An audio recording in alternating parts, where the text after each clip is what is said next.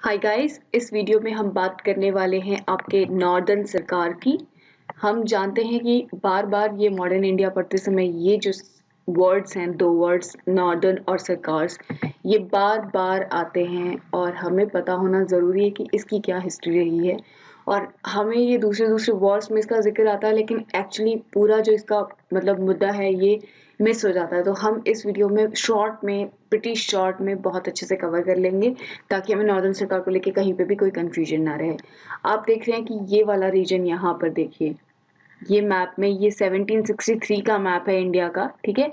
ये आपका जो रीजन है, दिस वाज कॉल्ड नॉर्दर्न सरकार्स या नॉर्दर्न सरकार्स, ठीक है। ये आपका 1755 1759 के बीच में ये हमेशा से रहा है। और मतलब ये उड़ीसा और प्रेजेंटली उड़ीसा और आंध्र प्रदेश का जो रीजन है वो इसमें आता है, ठीक है। उस टाइम के और भी जो रीजन्स थे उसको फिर से एक बार देख लेते हैं। यहाँ पे जो आपके राजपूत प्रिडोमिनेंट थे, यहाँ पे आपके मराठास प्रिडोमिनेंट थे। देख रहे हैं आप, ये बिरार टेरिटरी है, ठीक है। और यहाँ पे जो है निज़ाम टेरिटरीज थी, यहाँ पे जो है मैसूर इन्फ्लुएंस था, और यहाँ पे जो है कर्नाटक था, ठीक है। और यहाँ पे आपके पेशवाज, यहाँ पे जो मराठास था तो वो पेशवा का जो रूट था वो यहाँ तक आता था। अगर आपको कंफ्यूजन हो रही है तो I will do it again with different colors, then you can see that this is the Mysore area, okay. This whole region is Mysore area, and then you will see that this is Peshwas areas और Marathas territory, okay. ये जो green में show हुआ है, ठीक है। और यहाँ पे आपका, अब दूसरा कलर ले लेते हैं। ये जो रीजन आप देख रहे हैं ये आपका निजाम की टेरिटरी है, ये येलो रीजन, ठीक है। ये निजाम की टेरिटरी थी। और ये जो रीजन है आपका, वापस अगर देखें, ये जो रीजन है ये था आपका नॉर्दर्न सरकार्स, ठीक है। यहाँ पे आपका अवध है, ठीक है। यहाँ पे आपका बिहार और बंगाल, जो कि बिहार बंगाल, ठीक है, ये पूरा एक बंगाल माना जाता था पूरा, ठीक है। तो अवध और ये बंगाल, और ये जो उड़ीसा है प्रेजेंटली, ये जो है आपका उस टाइम पे मराठा टेरिटरी में आता था। तो ये मैप हमारी क्लैरिटी होनी जरूरी है। यहाँ पे राजपूत का इन्फ्लुएंस था, ठीक है। ये मुगल टेरिटरी थी दिल्ली, ठीक है। ये हिमालयन माउंटेन्स है यहाँ पर, और यहाँ हिंदू कुश है। यहाँ पे अफगान सुप्रीमेसी, ये you can say Durrani empire था, ठीक है। दुर्रानी, जो अहमद शाह अब्दाली आया था ना, तो वो दुर्रानी एम्पायर, ठीक है। तो ये हो गया आपका नॉर्दर्न सरकार की लोकेशन। अब इसके बारे में कुछ डिटेल जान लेते हैं। अब आप अपनी स्क्रीन पर देख सकते हैं, तो northern Sarkar was a division of British India's Madras presidency. तो अगर आपको याद होगा, जो ब्रिटिश का आपका बेसिकली जो मद्रास प्रेसिडेंसी था वो यहाँ पर था, ठीक है। ये जो निजाम एरियाज हैं ये, और यहाँ पे आपके लाइक ये कर्नाटक, और ये आपके यहाँ पे मद्रास बेसिकली मोटा मोटी यहाँ पर था। तो मद्रास प्रेसिडेंसी का एक पार्ट होता था कॉलोनियल टाइम्स में, और उसके जो हिस्ट्री वो जान लेंगे। ये एक बस इंट्रो है, और ये आपकी इसकी लोकेशन है बे ऑफ बंगाल के पास। इसकी लैटिट्यूड लॉन्गिट्यूड दिया हुआ है। प्रेजेंट डे आंध्र प्रदेश और उड़ीसा का ये पार्ट है। अब आगे बढ़ते हैं। अब नॉर्दर्न सरकार में बेसिकली 5 जो है 5 डिविजन्स थे। अगर इसको आप देखना चाहेंगे लाइक, तो हम इसको, अगर ये जो एरिया है, ठीक है, ये पूरा एरिया है नॉर्दर्न सरकार का। तो ये तो ऐसे अभी प्रेजेंट डे का मैप है, तो इसको हम ऐसे डिवाइड कर लेंगे, 1 2 3 4 और ऐसे 5। तो ऐसे 5 डिवीजन में था ये पूरा, ठीक है। तो ये हमें पता होना चाहिए। तो उस टाइम का मैप तो मैंने बहुत ढूंढा लेकिन मुझे मिला नहीं, तो मुझे जो मिला है उसी में हम संतोष करेंगे और जो एरियाज हैं उसको समझने की कोशिश करेंगे। वो 5 नंबर्स में थे, तो उनका नाम क्या क्या था वो देख लेते हैं। देखिए, एक था आपका चिकाकोल, यहाँ पे आप देख रहे हैं चिकाकोल। दूसरा राजमोहिंद्री, और आपका एल्लोर, कोंडापल्ली और गुंटूर, ये 5 एरिया थे। इसके नाम आप याद कर लीजिए, Chicacole, Rajahmundry, Ellore, Kondapalli and Guntur. I repeat, Chicacole, Rajahmundry, Ellore, Kondapalli and Guntur. ये टोटल एरिया इसकी 30,000 स्क्वायर माइल्स थी, या यू कैन से 78,000 किलोमीटर स्क्वायर, जब निजाम ने इनिशियली जो है इसका कंट्रोल यूरोपियन को खोया था। तो ये 5 एरियाज थे, ठीक है। अब कैसे कैसे ये ब्रिटिश के पास आए, क्या हुआ, ये थोड़ी बहुत हिस्ट्री हमारे लिए जानना जरूरी है, हमारे पर्सपेक्टिव के लिए। अब यहाँ पे आप अच्छे से पूरी लोकेशन देख पाएंगे ताकि आपको कोई भी कंफ्यूजन नहीं होगा। अब आप इस मैप में देख रहे हैं, जो ये प्रेजेंट डे आंध्र प्रदेश का पॉलिटिकल मैप है, तो यहाँ पे आप देख रहे हैं कि ये आपका श्रीकाकुलम है, श्रीकाकुलम में था आपका चिकाकोल, ठीक है। ये आपका श्रीकाकुलम को चिकाकोल कहते थे उस टाइम पे, ठीक है। तो चिकाकोल, और ये जो है आपका, ये जो व्हाइट्स में आप देख रहे हैं, ये व्हाइट आपका जो 5 नॉर्दर्न सरकार्स थे उनके नाम है। राजमोहिंदरी, तो उस टाइम पे ये जो मतलब श्रीकाकुलम या यू कैन से चिकाकोल था, ये उड़ीसा तक एक्सटेंड करता था। अभी इसके टेरिटोरियल जो बाउंड्रीज है वो चेंज हो गई, बस आपको एक मोटा मोटी आपको आइडिया लग जाना चाहिए। राजमोहिंद्रू जो है आपका ईस्ट गोदावरी डिस्ट्रिक्ट है जो आज के टाइम पे, ठीक है, वहां पर उसको राजमोहिंद्रू कहते थे उस टाइम पे, ठीक है। और एल्लोर था आपका वेस्ट गोदावरी, आज के जो प्रेजेंट डे में वेस्ट गोदावरी डिस्ट्रिक्ट है आपका आंध्र प्रदेश में, उसको कहते थे एल्लोर, ठीक है। और ये कोंदापल्ली है आपका आज का प्रेजेंटली कृष्णा डिस्ट्रिक्ट में, ठीक है। कोंदापल्ली कहते थे कृष्णा डिस्ट्रिक्ट को आज के प्रेजेंटली। और ये गुंटूर है, तो गुंटूर तो वही है, बस इसकी जो टेरिटोरियल बाउंड्री थी ये पूरी नीचे तक आती थी, मैं आपको बता दूं, ये इतना छोटा नहीं था, ठीक है। तो ये आपको पूरा आइडिया हो गया। अब दो फोर्ट आते हैं जो मेन हमारे लिए इंपॉर्टेंट है, और दोनों ही सबसे ज्यादा आज के प्रेजेंटली आज की डेट में वो कृष्णा डिस्ट्रिक्ट में, सॉरी या कृष्णा डिस्ट्रिक्ट में दोनों लोकेटेड है। 1 सेकेंड,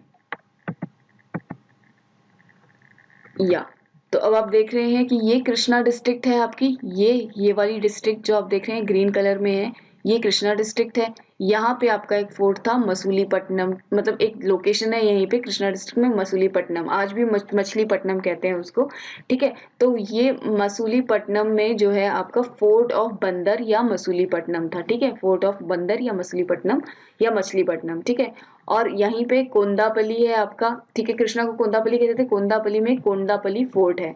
तो ये दो फोर्ट ब्रिटिश के पर्सपेक्टिव से बहुत इंपॉर्टेंट थे। पहले तो उन्होंने मछलीपट्टनम पे कब्जा किया था, फिर उसके बाद उन्होंने कोंडापल्ली फोर्ट पे कब्जा किया था, और कैसे कैसे क्या हुआ वो भी थोड़ा सा डिस्कस कर लेते हैं। चलिए आगे बढ़ते हैं। अब कोंडापल्ली फोर्ट हमने देख लिया, कोंडापल्ली फोर्ट के बारे में कुछ लिखा हुआ है, पढ़ लेते हैं।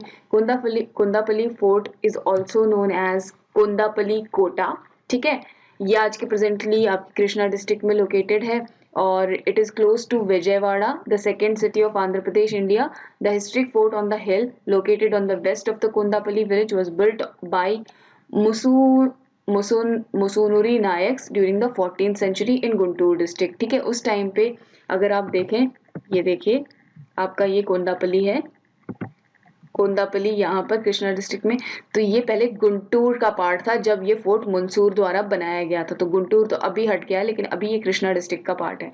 तो ये आपको थोड़ा आइडिया रहेगा प्रेजेंट और पास्ट के मैप्स का, ठीक है। तो ये हो गया। और they ruled south India in later years and constructed several forts in their empire. मतलब ये मंसूर नायक्स डायनास्टी थी जिन्होंने ये कोंदापल्ली फोर्ट बनाया था। सो बेसिकली बाद में जब कोंदापल्ली फोर्ट ब्रिटिश ने ऑक्यूपाई कर लिया था, तो वो अपना मिलिट्री गार्निसन रखने के लिए इसको यूज करते थे।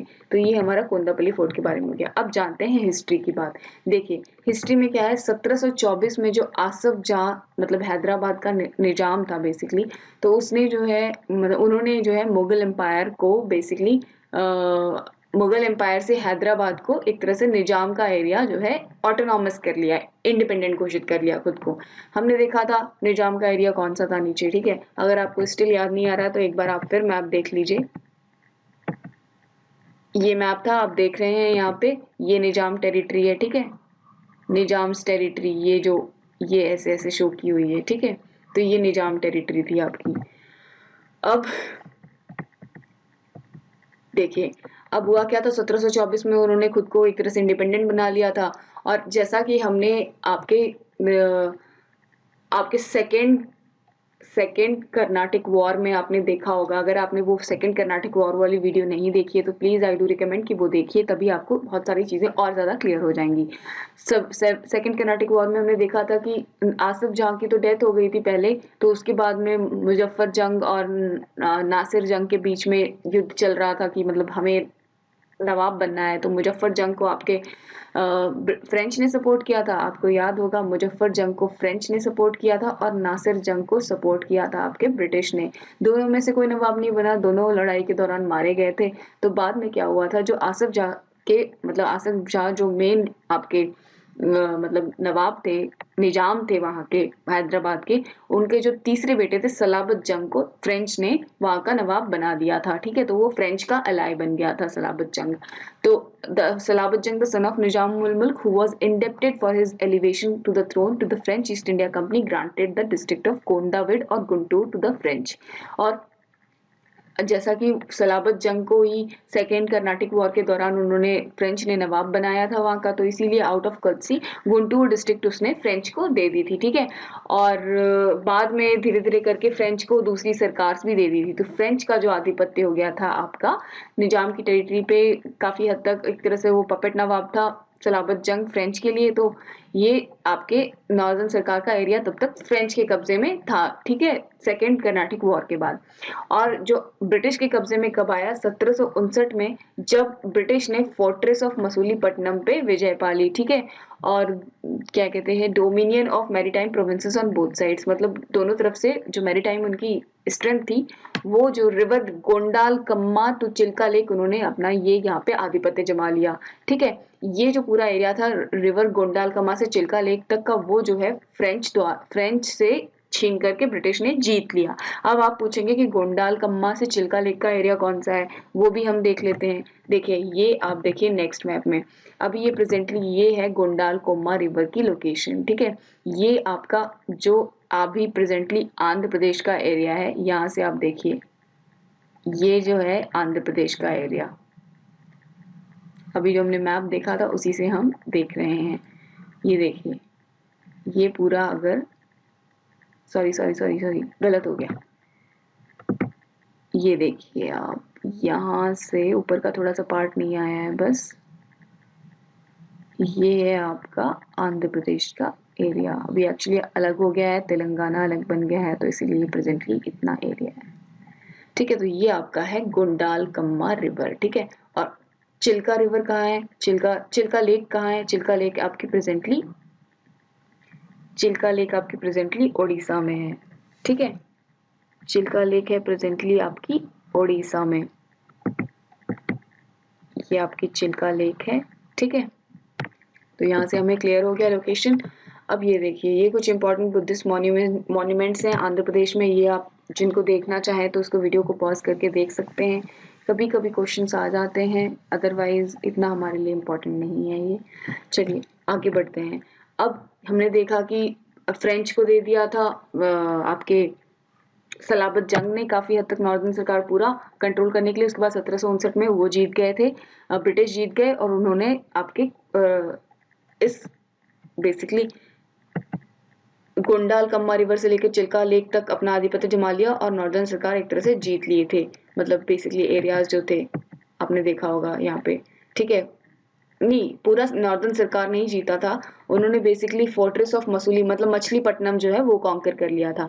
धीरे धीरे करके वो सारा नॉर्दर्न सरकार अपने कब्जे में कर लेंगे धीरे धीरे करके। 1759 में जो एंग्लो फ्रेंच राइवलरी थी, और आपके बेसिकली उस समय I guess third Carnatic war चल रहा था, या 1744 से 1748 तक तो आपका फर्स्ट कर्नाटिक वॉर था, 49 से 54 तक आपका सेकंड कर्नाटिक वॉर था, और 1750 उसके बाद जो 59 से 63 तक जो चला था वो थर्ड कर्नाटिक वॉर था। तो उसमें जो है मछलीपट्टनम पे उन्होंने ब्रिटिश ने कब्जा कर लिया। ठीक है, अब आगे देखते हैं। अब इसके बाद ये पूरा धीरे धीरे एरिया जो है वो करने लगे, और उसके बाद अब रॉबर्ट क्लाइव ने क्या किया, 1764 में तो वो आपके बक्सर की लड़ाई भी जीत गए थे, शाह आलम को हराया था। ठीक है, तो शाह आलम से ग्रांट करी, मतलब 5 सरकार जो है वो हड़प ली, क्योंकि पहले ये 5 सरकार निजाम की टेरिटरी थी ना, तो बेसिकली निजाम वाज अंडर, मतलब मोर और लेस अंडर शाह आलम, और यू कैन से द मुगल एम्परर।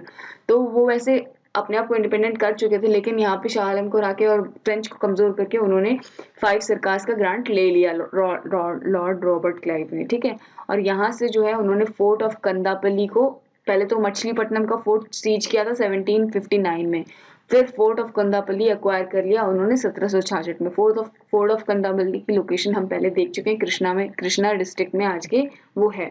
ठीक है, और एक ट्रीटी ऑफ अलायंस साइन किया उस टाइम के निजाम के साथ। उस टाइम पे निजाम कौन था, हमने देखा कि आपके सेकेंड कर्नाटिक वॉर यानी कि 17 49 से 54 तक अप्रॉक्स ये मतलब टाइम था सेकंड कर्नाटिक वॉर का। तो उसमें थे मतलब उसमें किसको नवाब बनाया था आपके बेसिकली, उसमें आपके नवाब बनाया था सलाबत जंग को फ्रेंच ने, ठीक है। सलाबत जंग जो है आसफ जाह फर्स्ट के मतलब जो मेन निजाम थे, आसफ जाह आपको याद होगा, तो उनके जो है तीसरे बेटे थे, ठीक है। और सलाबत जंग के साथ साथ उनके चौथे बेटे भी थे। तो सलाबत जंग की जब डेथ हो गई तो उसके बाद जो आए वो थे, उनका नाम था आसफ जाह टू, ठीक है। तो ये सलाबत जंग के बाद बने थे, ठीक है। तो उस टाइम पे 1766 के टाइम पे आसफ जाह सेकंड ये निजाम थे वहां के, ठीक है। ये आपके वहां के निजाम थे उस टाइम पे। तो उनके साथ ट्रीटी साइन की थी और बेसिकली मतलब इससे जो है उन्होंने कोंडापल्ली का फोर्ट जो ले लिया ये ट्रीटी करके, ठीक है।